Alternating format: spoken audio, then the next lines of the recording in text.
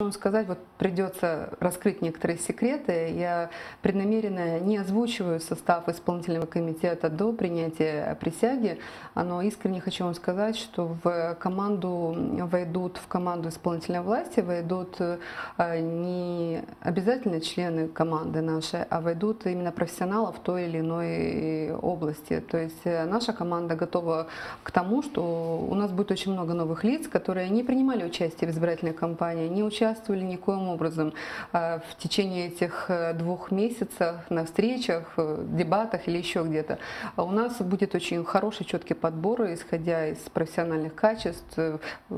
Наши члены будущего исполнительного комитета — это и молдаване, и гагаузы, и болгары, и русские, и женщины, и мужчины, средний возраст которых 45 лет, которые обладают очень хорошим опытом в органах управления и на республиканском уровне, и на региональном, и опыт менеджеры, опыт бизнес-элиты. То есть я подготовила такую команду, которая должна действительно за не очень большой период времени принести ряд хороших положительных изменений в нашу гагаузскую автономию. Ну, смотрите, вы не называете имен, а некоторые имена есть у меня. Вот, например, ваш соперник на прошлых выборах Олег Горизан. Он на какую должность может рассчитывать? На должность главы по внешним связям, на должность зама управления образования или управления публичной властью?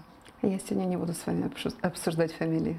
Но вы можете подтвердить эту информацию или опровергнуть И подтверждать, и опровергать я тоже не буду. Я единственное, о ком могла сказать бы вам, потому что это известная информация, об этом мы заявляли еще в период избирательной кампании, это фигура Сергея Михайловича Бузаджи, значит, человека, который в период избирательной кампании принял решение и снялся с избирательной гонки в мою поддержку, соответственно.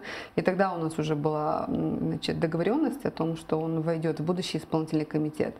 Все остальные люди, которые будут в исполнительном комитете, будут озвучены после инаугурации.